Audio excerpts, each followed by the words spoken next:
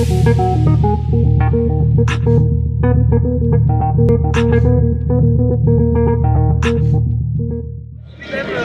taxes déjà. Plus de pouvoir d'achat. Macron veut qu'il parte. La CSG. Augmenter les salaires. Je pense qu'il y a autant de revendications aujourd'hui que de gilets jaunes, en fait. Que veulent les gilets jaunes? Leurs revendications sont multiples et sont aussi nombreuses qu'il n'y a de problèmes dans notre système actuel. Destitution du président, salaire à vie, déprivatisation des services d'utilité publique, etc., etc. Cette liste est loin d'être exhaustive. Il y a une revendication qui revient de manière récurrente et qui, une fois adoptée, nous permettra de régler tous les autres problèmes de notre soi-disant république. Le référendum d'initiative citoyenne. La seule solution valable au jour d'aujourd'hui, à mes yeux, c'est le RIC. Ce serait d'avoir un référendum d'initiative citoyenne. Un référendum d'initiative citoyenne. Les gilets jaunes crient haut et fort n'avoir aucun porte-parole.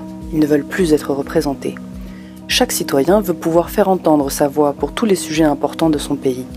Et justement, ce référendum, le RIC ou RIP pour populaire, permettra à chacun d'entre nous d'exercer directement cette souveraineté nationale et ne pas se reposer uniquement sur nos représentants. Mais qu'est-ce que ce référendum? Le RIC est une procédure législative dont l'initiative appartient exclusivement au peuple. Il suffira de rassembler un certain nombre de signatures et une fois ce nombre atteint, nous pourrons imposer un référendum et demander à toute la population ce qu'ils pensent d'une action. Nous pourrons ainsi modifier la Constitution, réfuter des traités, revaloriser des lois, révoquer un élu, etc. Cette procédure fait du peuple le législateur en dernier ressort. C'est la porte ouverte à notre pouvoir populaire. Dans notre système politique dit représentatif, les citoyens, une fois leur bulletin mis dans l'urne, n'ont plus leur mot à dire pour les 5 années à suivre. Et nous avons bien vu les dérives de ce système. Une fois cela instauré, quels en seront les bénéfices? Plus de fausses promesses. Un élu nous promet monts et merveilles mais ne s'y tient pas une fois en place. La maîtrise de notre destin. Nos représentants ne s'activent pas sur un point qui nous tient à cœur. Évite le gaspillage de l'argent public. Une pharaonique dépense inutile en vue. Une arme anti-corruption. Un élu favorisant un projet de loi qui servirait leurs intérêts. Une meilleure concertation. Nos représentants ne veulent pas prendre en compte nos réticences sur certains points d'une loi qu'ils veulent mettre en place. Une meilleure stabilité juridique. Une loi adoptée par un camp ne convient pas à l'autre. Favoriser l'égalité des chances.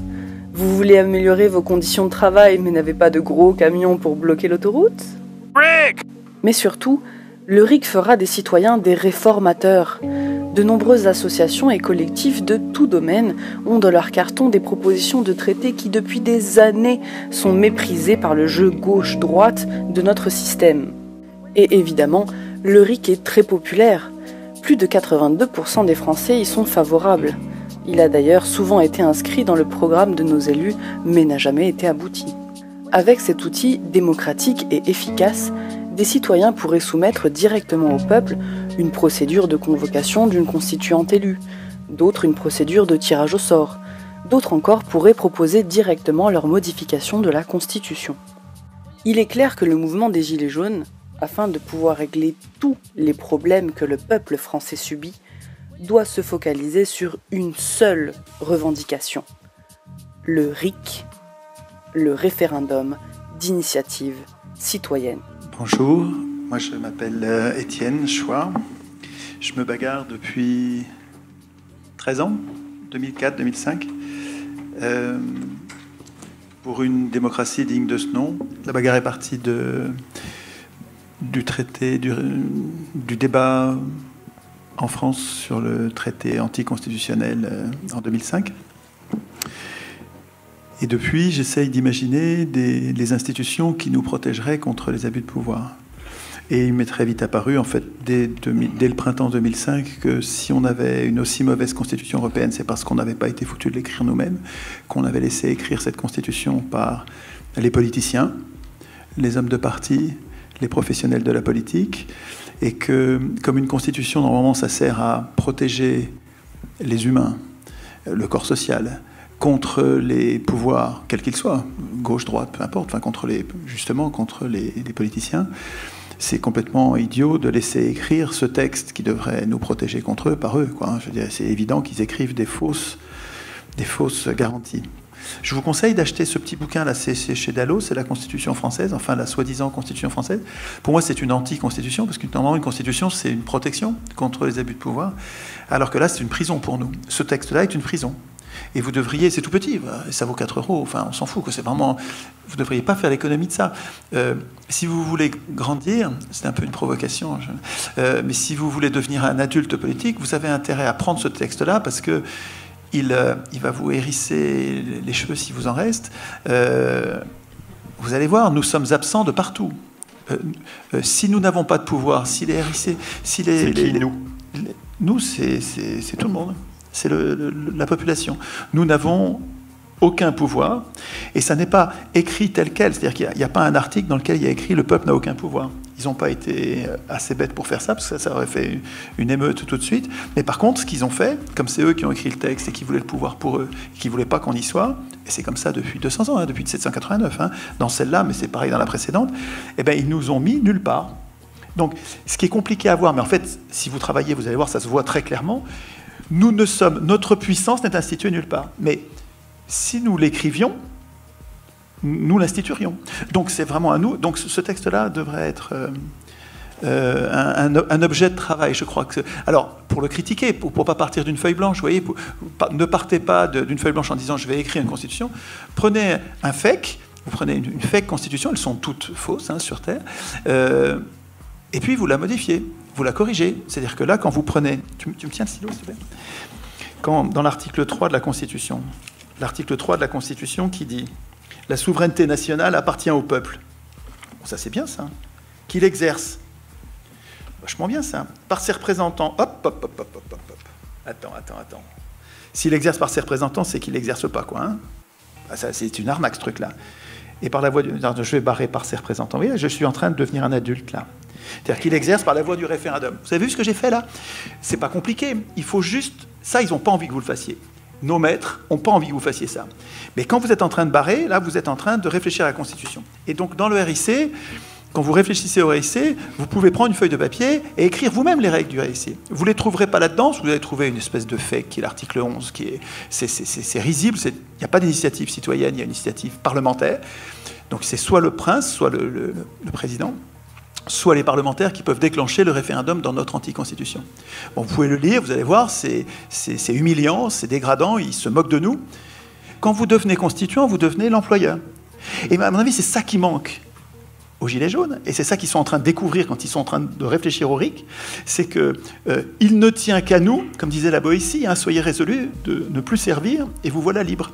Il ne tient qu'à nous de nous occuper de la Constitution, à commencer par le RIC, parce que c'est vraiment pas compliqué, et on va se transformer. Quand c'est les gens eux-mêmes qui peuvent prendre l'initiative des questions posées, on appelle ça un référendum d'initiative populaire. Comme pour l'instant, ce sont les puissants qui écrivent les constitutions, ils ne nous donnent pas le référendum d'initiative populaire pour qu'on n'ait pas l'initiative. Mais on devrait l'avoir. Nous, si on veut sortir de la misère, de la domination, de la difficulté à vivre, si on veut établir la paix et la prospérité, il faudrait qu'on ait l'initiative. Il y a plusieurs pays où ça existe, et manifestement ça ne règle pas tous les problèmes, puisqu'ils ont le référendum d'initiative populaire, et pourtant ils ont le capitalisme, et ils ont des travailleurs asservis à leurs employeurs, ils manquent d'argent, ils ont des salaires insuffisants, malgré le référendum. Mais c'est parce que les référendums ont été institués par les puissants et qu'ils ont mis des tas de garde-fous qui empêchent ces référendums de concerner des questions stratégiques. Par exemple, en Italie, ils ont un référendum d'initiative citoyenne qui leur permet de contester des lois qu'ils trouvent mauvaises, mais pas en matière fiscale.